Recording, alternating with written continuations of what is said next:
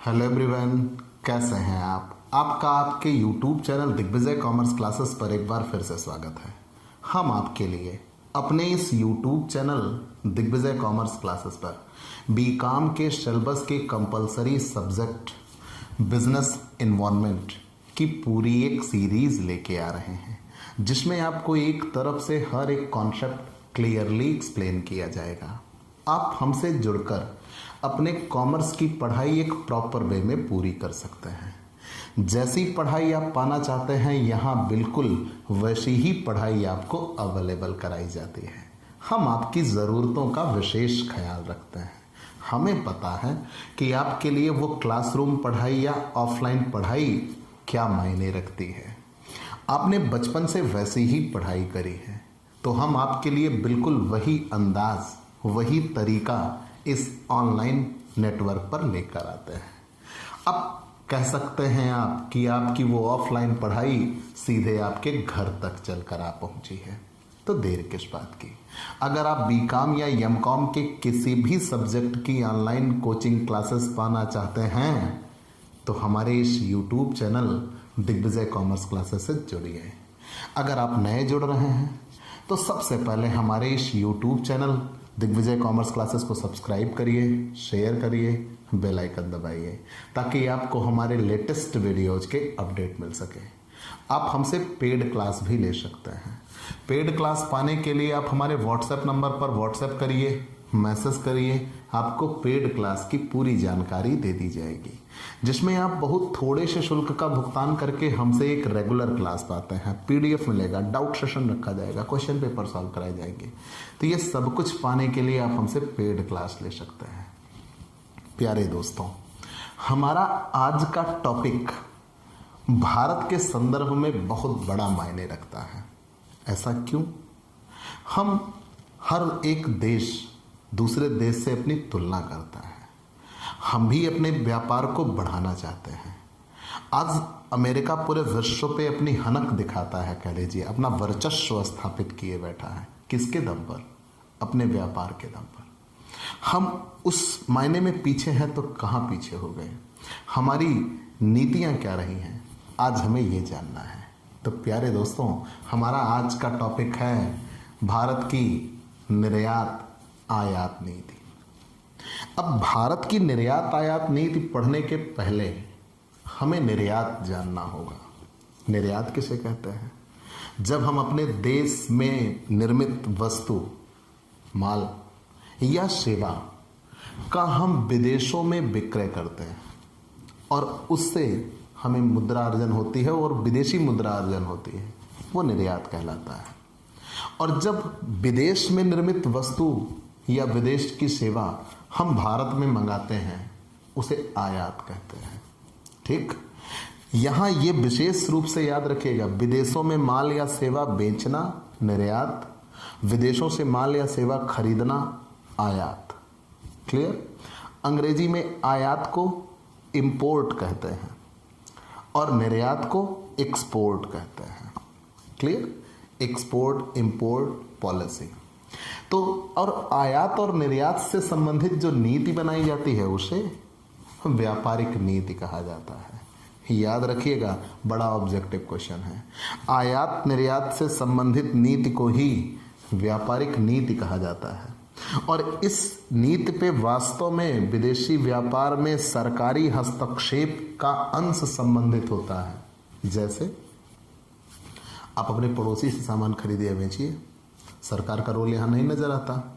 लेकिन आप विदेशों से सामान खरीदने जाते हो तो आपको गवर्नमेंट पॉलिसी जाननी पड़ती है, और विदेशों में सामान बेचने जाते हो तो आपको गवर्नमेंट पॉलिसी जाननी पड़ती है। तो मतलब सीधी सी बात यह है कि निर्यात आयात से संबंधित नीति को व्यापारिक नीति कहते हैं और इसमें सरकारी हस्तक्षेप भी होता है, या सरकारी हस्तक्षेप के अंश से संबंधित नीति को ही व्यापारिक नीति कहते हैं। चलिए, हमने ये आपको बता दिया। व्यापारिक नीति मुख्यतः दो प्रकार की होती है, या विदेश नीति का स्वरूप कैसा होता है? दो प्रकार का। याद रखिएगा, विदेश नीति का स्वरूप कैसा होता है? दो प्रकार का। एक ऑब्जेक्टिव क्वेश्चन, कौन कौन सा? पहले ही तो होती है संरक्षण प्रधान व्यापारिक नीति और दूसरी स्वतंत्र व्यापार नीति। तो संरक्षण प्रधान व्यापारिक नीति क्या? संरक्षण प्रधान व्यापारिक नीति क्या? याद रखिएगा, अगर आप भारत के संदर्भ में ये बात कर रहे हैं, याद रखिएगा मैं एक एक क्लियर कॉन्सेप्ट करने चल रहा हूं। अगर आप भारत के संदर्भ में ये बात कर रहे हैं तो विदेश की गुणवत्ता, विदेश निर्मित वस्तुओं की गुणवत्ता या चमक दमक हमारे भारत की निर्मित वस्तुओं से कहीं थोड़ी अधिक तो जरूर है। दूसरी बात, वो हमसे सस्ते प्रोडक्ट बाजार में लेके आते हैं, ये भी सच है। और वो हमसे सस्ते प्रोडक्ट अगर बाजार में लेके आए तो उपभोक्ता किसकी वस्तु खरीदेगा? जो महंगी वस्तु बेचेगा, जो सस्ती वस्तु बेचेगा? डेफिनेटली उससे ही खरीदेगा जो सस्ती वस्तु बेचेगा। अब चाइनीज झालर वगैरह आती है ना दीपावली में, भारत में भी बनती है, ऐसा नहीं एक नहीं बनती, लेकिन वो इतने सस्ते दामों पे देते हैं कि भारत वाले की तुलना नहीं कर पाते। तो मैंने ये कहा कि ऐसा कुछ हो कि अगर विदेशी हमारे यहाँ सामान बेचने के लिए आने लगे और कम दामों पे बेचने लगे, उनको उस पर ही फायदा हो रहा है, तब हम उनसे अपनी तुलना नहीं कर पाएंगे, उनसे प्रतिस्पर्धा नहीं कर पाएंगे और हम कहीं ना कहीं पीछे हो रहे होंगे। तो जब हम कहीं ना कहीं पीछे हो रहे होंगे तो सरकार द्वारा यहाँ पॉलिसी अपनाई जाती है कि जो देसी उद्योग धंधे हैं उनको संरक्षित किया जाए, उनको बचाया जाए, ताकि वो विदेशी प्रतिस्पर्धा में अपने आप को असुरक्षित महसूस ना करें, बर्बाद ना हो जाएं। तो जब कभी सरकार ऐसा करती है तो कर बढ़ा सकती है, आयात रोक सकती है, सीमा शुल्क लगा सकती है, और इन नीतियों को ही संरक्षण प्रधान व्यापारिक नीति कहा जाता है। मतलब कोई भी सरकार विदेशी व्यापार से अपने यहाँ के जो घरेलू उद्योग धंधे होते हैं उनको संरक्षित करना चाहती है। क्लियर? दूसरा, स्वतंत्र व्यापार नीति क्या होती है? जब किसी भी प्रकार के प्रतिबंध की बात ना की जाए, ऐसी व्यापार नीति जिसमें किसी भी प्रकार का कोई प्रतिबंध ना हो। आप मेरे यहाँ सामान बेचिए, हम आपके यहाँ सामान बेचें। तो भारत पहले 4 दशक तक, याद रखिएगा जब यहाँ बात की जाती है भारत की, तो हम मुख्यतः पंचवर्षीय योजनाओं के माध्यम से ही भारत को परखने का प्रयास करते हैं। तो पहले 4 पंचवर्षीय योजनाओं तक भारत ने भी संरक्षण प्रधान व्यापारिक नीति अपनाई थी, लेकिन 1995 में WTO के अस्तित्व में आने के बाद स्वतंत्र व्यापार नीति अस्तित्व में आई है। क्लियर? आगे बढ़ जाते हैं। और भारत में स्वतंत्रता प्राप्ति के बाद लगभग 4 दशक तक मैंने बताया ना कि संरक्षण प्रधान व्यापारिक नीति अपनाई गई, लेकिन 1949 में अपनी एक तटकर आयोग आया था, 1949 में अपनी रिपोर्ट 1950 में दिया। प्रतिरक्षा और सैनिक महत्व के उद्योगों को संरक्षण दिया जाना चाहिए, ऐसी चीज़ें समय समय पर आई हैं। और पहले 4 पंचवर्षीय योजना तक भारत ने संरक्षण प्रधान व्यापारिक नीति अपनाया भी था, लेकिन WTO के अस्तित्व में आने के बाद हम सीधे आ गए स्वतंत्र व्यापार नीति की ओर। चलिए, ये कॉन्सेप्ट आपने जान लिया। तो निर्यात, विदेशों में सामान बेचने को निर्यात कहते हैं और विदेशों से सामान खरीदने को आयात कहते हैं। निर्यात और आयात से संबंधित नीति को ही व्यापारिक नीति कहा जाता है और इसमें सरकारी हस्तक्षेप का अंश संबंधित होता है। फिर हमने बताया कि विदेशी व्यापार नीति का स्वरूप कैसा होता है। तो विदेशी व्यापार नीति का स्वरूप 2 होता है, एक तो संरक्षण प्रधान व्यापारिक नीति और दूसरा स्वतंत्र व्यापार नीति। तो मैंने यहाँ संरक्षण प्रधान व्यापारिक नीति भी आपको बता दिया और स्वतंत्र व्यापार नीति भी आपको बता दिया। तो भारत की विदेशी व्यापार नीति क्या रही है, तो हमें जानना होगा। भारत की विदेशी व्यापार नीति 2 संदर्भों में हम पढ़ेंगे, भारत की निर्यात नीति और भारत की आयात नीति। और याद रखिएगा, मैं अब उन्हीं बिंदुओं को उठाऊंगा जो सबसे प्रमुख है और जिनसे आपके ऑब्जेक्टिव क्वेश्चन बनता है। तो भारत की आयात नीति क्या रही है? सबसे पहले हम क्या लेकर आते हैं आपके लिए, भारत की आयात नीति। तो भारत की आयात नीति भी देश की विदेशी व्यापार नीति का एक हिस्सा है, एक अंग है। योजना काल में समय समय पर आयात प्रक्रिया को उदार बनाया गया कि हम विदेशों से माल खरीद सकते हैं, विदेशों से सेवा भी ले सकते हैं, लेकिन फिर भी परंतु व्यापक अर्थ पर देश की आयात नीति क्या रही है? तो देश की आयात नीति आयात प्रतिस्थापन की रही है और दूसरा आयात प्रतिबंध लगे हुए हैं। मतलब हमारी सरकार ये चाहती है कि हम विदेशों से सामान ना खरीदें। महात्मा गांधी की वो बात याद आती है, स्वदेशी अपनाओ। याद रखिएगा, हमारी सरकार ये चाहती है कि हम विदेशों से सामान ना खरीदें। ऐसा क्यों? जब हम विदेशों से सामान खरीदते हैं तो हमारा विदेशी मुद्रा भंडार कम होता है, हमारे देश की करेंसी विदेश जाती है और इसका प्रभाव ये होता है कि हमारे यहाँ भुगतान संतुलन प्रतिकूल होता है, अनफेवरेबल होता है। तो हमारे यहाँ की आयात नीति ऐसी रही है। एक और सरकार कहती है हम उदार बना रहे हैं, खरीदो खरीदो, कोई रोक टोक नहीं, बिल्कुल खरीदो। और दूसरी ओर सरकार कहती है आयात प्रतिस्थापन होना चाहिए। ठीक, इंपोर्ट सब्स्टिट्यूट, इसका अभिप्राय क्या है? हम उन वस्तुओं को अपने देश में ही बनाएं जिनको हम विदेशों से खरीदते हैं। सबसे बड़ा उदाहरण मैं आपको दे सकता हूं तेजस का। हम युद्धक विमान विदेशों से खरीदते थे, आज भारत ने तेजस बनाया और विदेश में बेचने जा रहा है और बेच रहा है। ये होती है आयात प्रतिस्थापन।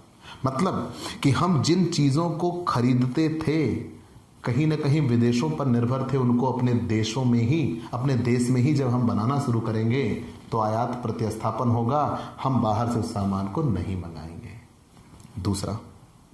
दूसरा आयात प्रतिबंध भी लगाती है। जब सरकार किसी क्षेत्र विशेष को आवश्यक समझती है तो तुरंत उस पर क्या लगा देती है? प्रतिबंध, कि आप विदेशों से वो चीज़ सामान नहीं खरीद सकते। उसे आयात प्रतिबंध भी कहा जाता है। फिर भी हमारे यहाँ जो आयात नीति बनाई गई है वो कैसी नीति होती है? मार्गदर्शी सिद्धांत विकास प्रेरित नीति को बढ़ावा देना था ताकि आत्मनिर्भरता के लक्ष्य को प्राप्त किया जा सके। लेकिन इससे संबंधित जो क्वेश्चन आया हुआ है वो क्या आया हुआ है? तो भारत की आयात नीति कैसी रही है? तो मैंने तुरंत बताया, आयात प्रतिस्थापन और आयात प्रतिबंध की नीति भारत ने अपनाया है। भारत ये चाहता है, एक और तो कहता है हम उदार बना रहे हैं, दूसरी ओर भारत ये कहता है कि आयात प्रतिस्थापन हो और आयात प्रतिबंध लगें ताकि भारत के लोग विदेशों से सामान ना खरीदें। और जब विदेशों से सामान नहीं खरीदेंगे तो हम देश में निर्मित वस्तुओं को खरीदेंगे। और दूसरी ओर भारत निर्यात को बढ़ाने की बात करता है। चलिए, विदेशी मुद्रा को बचाना है, जहाँ तक संभव हो सके कम से कम आयात करना चाहिए। भारत की ये आयात नीति रही है। दूसरा, आयात का स्वरूप इस प्रकार बदला जाए कि आयात हम उन्हीं चीज़ों का करें जो हमारे निर्यात में हमें सहयोग दें। मतलब हम विदेशी वस्तु लेके आए, जब विदेशी वस्तु लेके आए तो उससे हमें एक आइडिया मिले, एक जानकारी मिले और फिर उस अनुरूप हम वस्तु तैयार करके विदेशों में सामान बेचें ताकि हमारे निर्यात बढ़े। उस चीज़ का आयात हम कर सकते हैं। और तीसरा, ऐसी वस्तुओं को आयात को बढ़ावा दिया जाए जिनसे अर्थव्यवस्था के औद्योगिकीकरण में मजबूती आए। जब औद्योगिकीकरण होगा तो हम देश में ही निर्मित वस्तुएं तैयार करना शुरू करेंगे और उसकी वजह से आयात रुक जाएंगे। चलिए, ये चीज़ें हमने आपको बता दिया। इसके बाद भारत ने पूंजीगत वस्तुओं को प्रतिबंधित श्रेणी और खुली सामान्य लाइसेंस प्रणाली में रखा। भारत में विभिन्न आयात पर लगाए गए सीमा शुल्क को सामान्यीकरण किया गया। संरक्षण के गैर प्रशुल्क माध्यमों में आयात लाइसेंस व्यवस्था को समाप्त किया गया। ये सारी चीज़ें आपने जाना होगा, सुना होगा, लेकिन ऑब्जेक्टिव नज़रिए से हमारे लिए ये आवश्यक नहीं है। भारत सरकार का उद्देश्य क्या रहा है? आयात उदार बनाए जरूर गए हैं, लेकिन आयात नीति भारत की कैसी रही है? प्रतिबंधात्मक और प्रतिस्थापन, आयात प्रतिस्थापन की नीति रही है। चलिए, अब हम भारत की निर्यात नीति की बात करते हैं। तो याद रखिएगा, स्वतंत्रता प्राप्ति के बाद यह आवश्यक था कि किसी औपनिवेशिक शासनकाल में कमजोर की गई भारतीय अर्थव्यवस्था के पुनर्निर्माण हेतु विकासोन्मुख नीति अपनाई जाए। याद रखिएगा, अंग्रेजों ने हमें खोखला करके ही छोड़ा था। 1947 में जब हम आज़ाद हुए तो हमारे यहाँ मूलभूत सुविधाओं का बहुत बड़ा अभाव था। दूसरी चीज़, हमने बंटवारे का दंश झेला। उस दर्द से हम निकले और हमें अपना कानून भी नहीं था। 1950 में हमारा अपना कानून आया, 26 जनवरी 1950 को हमारा अपना संविधान आया।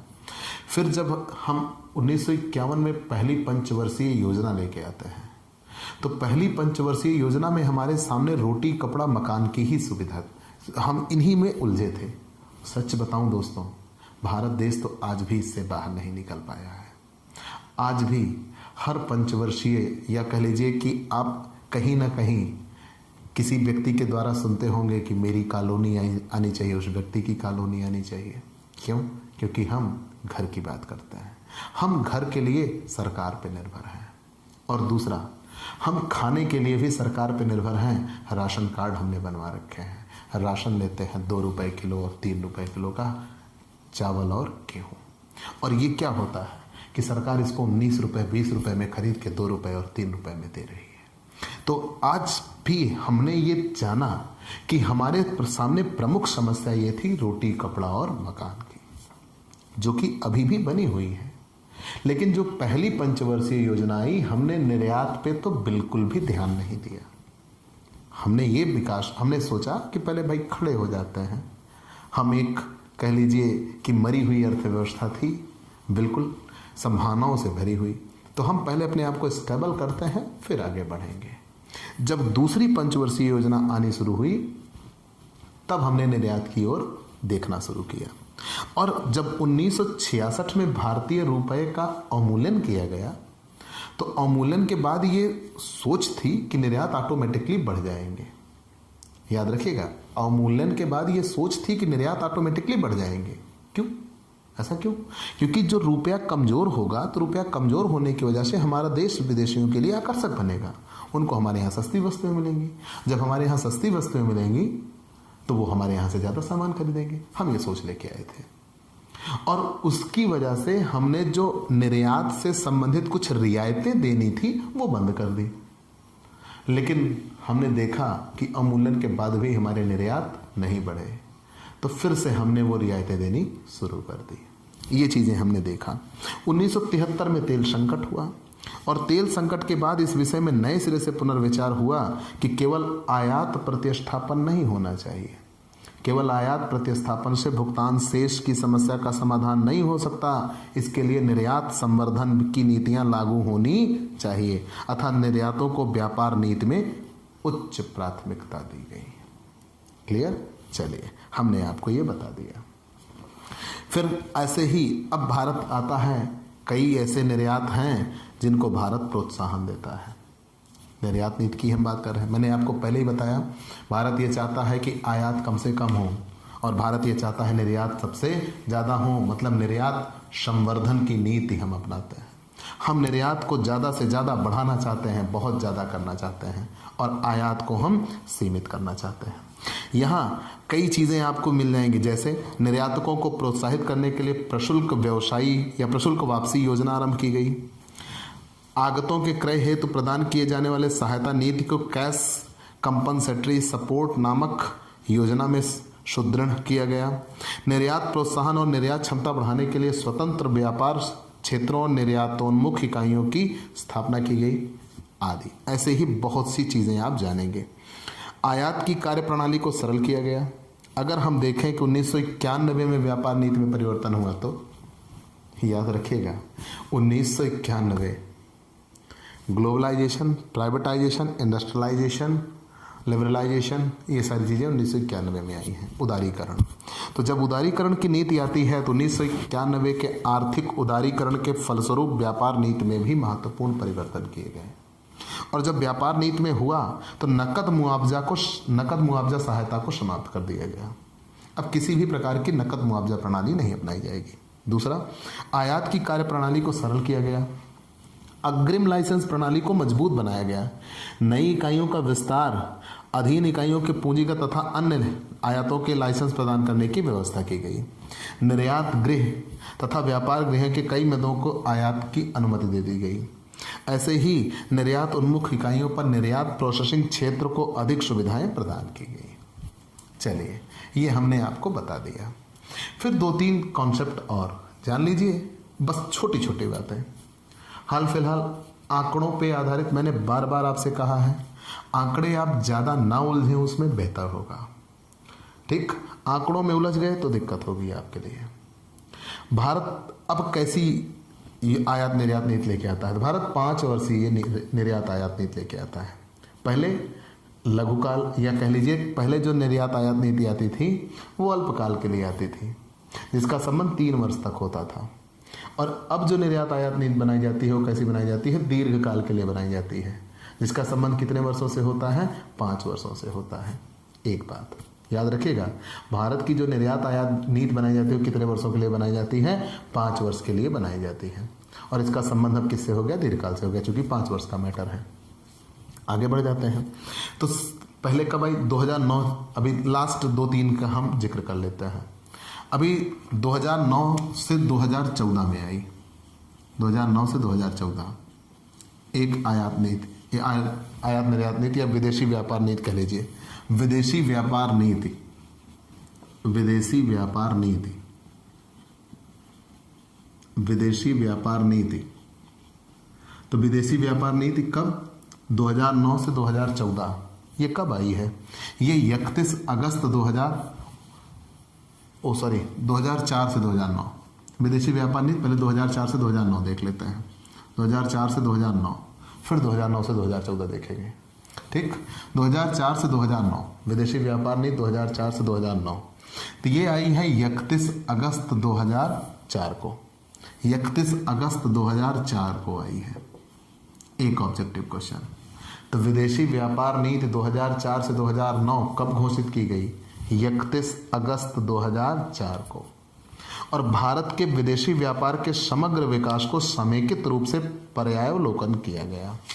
ठीक, आप इतनी ही बात जानिए। और जितनी भी विदेशी व्यापार नीति आई है सब में निर्यात को डबल करने की बात की गई है। वर्ष 2009 तक विश्व व्यापार में भारत के हिस्से को दोगुना करने की बात कही गई। ये कहा गया कि भारत विश्व व्यापार में अपनी भागीदारी को कितना कर देगा? डबल कर देगा। हर आयात निर्यात नीति में यह कहा गया है कि हम विश्व व्यापार में अपनी भागीदारी को क्या करेंगे? जस्ट डबल करेंगे। रोजगार सृजन पर जोर देंगे, ऐसी व्यापार नीति बनाएंगे जिससे रोजगार बढ़े। तो विदेशी व्यापार नीति 2004 से 2009 कब घोषित हुई है? 31 अगस्त 2004 को। एक ऑब्जेक्टिव क्वेश्चन। ठीक, और इसमें सबसे बड़ी बात क्या रही है कि 2009 के अंत तक हम विदेशी व्यापार में भारत की भागीदारी को जस्ट डबल करना चाहते थे। वर्ल्ड व्यापार में, विश्व व्यापार में भारत की जितनी हिस्सेदारी थी उसको हम डबल करना चाहते थे। 0.75 था, हम 1.5 करना चाहते थे। चलिए आगे बढ़ जाते हैं। इसके लिए हमने कई चीज़ें बनाई। विश्व व्यापार में हिस्सा हमने डबल की बात की, 1.5% करने की बात की। फिर हथकरघा क्षेत्रों को हमने बढ़ावा दिया, कृषि क्षेत्रों को हमने बढ़ावा दिया, निर्यात को रोजगार परक बनाया गया। और ऐसे ही हम कई सर्व फ्रॉम इंडिया योजना लेके आए, सेवा निर्यात संवर्धन परिषद लेके आए, free trade and warehousing zones की स्थापना की गई। ठीक, चलिए हमने ये जान लिया। इसके बाद हम आते हैं विदेशी व्यापार नीति अगली, इसके बाद जस्ट 2009 से 2014। 2009 से 2014 ये कब बनाई गई?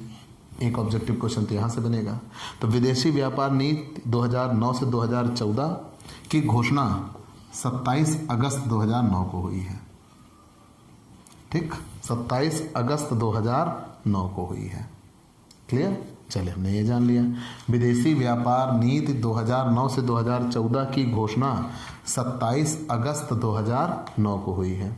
और इसमें भी 2014 तक देश के निर्यात को $200 अरब तक पहुंचाना था, निर्यात को दोगुना करना था। शुल्क हकदारी पासबुक योजना दिसंबर 2010 तक बढ़ाई गई। ठीक, ये चीज़ें, लेकिन आप जानते रहिए मेन कॉन्सेप्ट यही रहा है, निर्यात बढ़ाएंगे, आयात प्रतिस्थापन लाएंगे। और हर योजना में ये कहा गया है कि हम डबल कर देंगे। ठीक, निर्यात को हम डबल कर देंगे। विदेशी व्यापार या कह लीजिए विश्व व्यापार में भारत की भागीदारी को इतना सुनिश्चित करेंगे कि वो दोगुनी हो जाए। ठीक, 2009 से 2014 में आई निर्यात आयात नीति 27 अगस्त 2009 को घोषित की गई। और 2014 के अंत तक निर्यात को कितना पहुंचाना था? $200 अरब तक पहुंचाना था और निर्यात को दोगुना करने का मकसद था। चलिए ये चीज़ हम लेके आए। समुद्री उत्पाद, औषधि, हथकरघा क्षेत्र के लिए भी रियायतें दी गई। फिर विदेशी व्यापार नीति 2009 से 2014 के बाद इसमें भी फोकस बाजार योजना बनाया गया। इसमें निर्यात उन्मुख इकाइयाँ बनाई गई, निर्यात प्रोत्साहन पूंजीगत वस्तुओं का किया गया।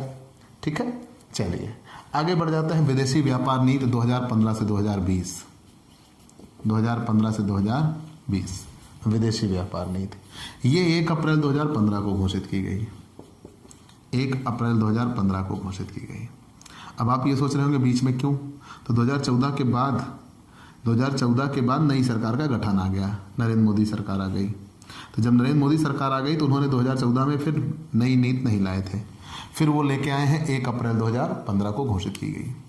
ठीक, तो 2015 से 2020, और सबसे बड़ी चीज 1 अप्रैल 2015 को केंद्रीय वाणिज्य एवं उद्योग मंत्री स्वतंत्र प्रभार निर्मला सीतारमण ने विदेश व्यापार नीति 2015-20 को घोषित किया था।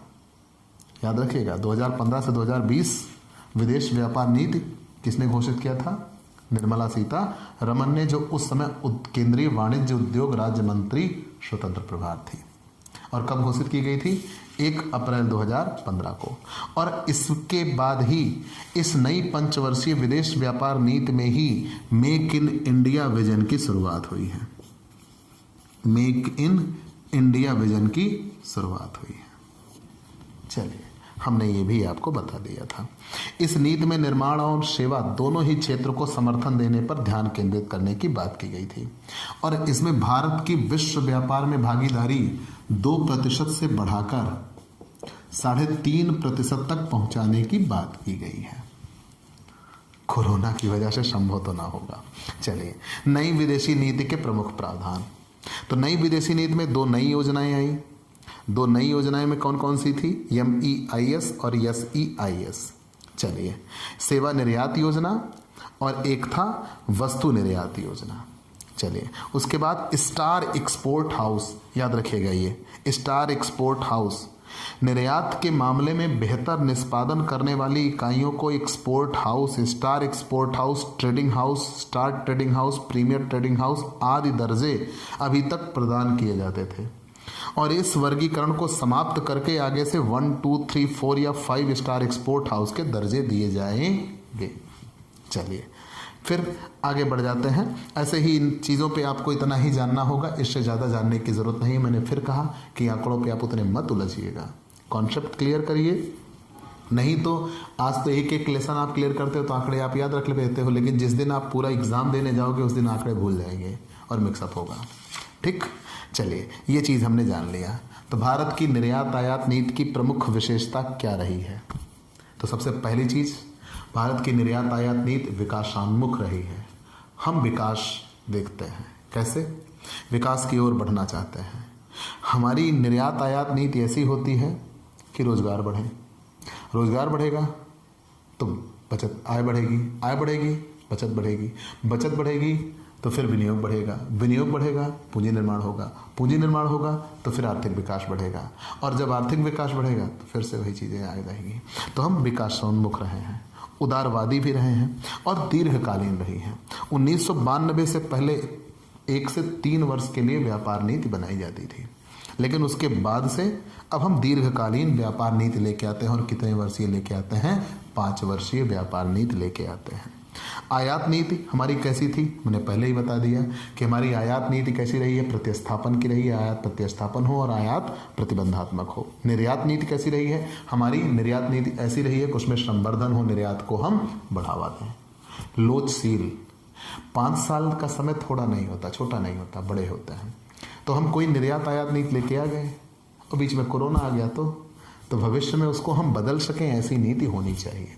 तो हमारी निर्यात आयात नीति हमेशा कैसी रहती है? लोचशील रहती है। प्रतिस्पर्धात्मक क्षमता का विकास हो सके और आयात प्रतिस्थापन हो सके, ऐसी ही नीति हम लेकर आते हैं। क्लियर? तो चलिए, ये चीज़ें तो आपने जान लिया। अब यहाँ कुछ विशेष ऑब्जेक्टिव क्वेश्चन आपकी बुक में दिए हैं, थोड़े से आंकड़े भी हैं, वो हम आपको क्लियर कर देते हैं। ठीक है, और बाकी इस लेसन में आपको कुछ नहीं जानना।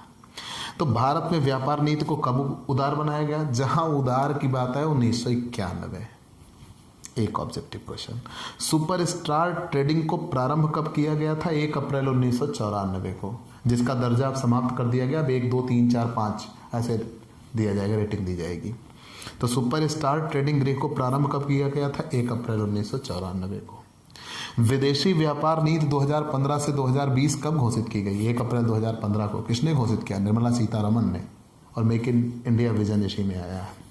नई नीति के अनुसार 2020 तक देश का निर्यात बढ़कर कितना हो जाएगा? 900 अरब डॉलर। इसके पीछे था 200 अरब डॉलर। चलिए, विदेशी व्यापार नीति 2015 से 20 के अनुसार विश्व व्यापार में भारत की हिस्सेदारी कितनी पहुंचानी है? 3.5%।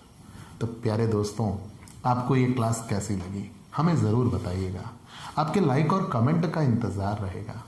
आप हमसे पेड क्लास भी ले सकते हैं। पेड क्लास पाने के लिए आप हमारे व्हाट्सएप नंबर पर व्हाट्सएप करिए, मैसेज करिए।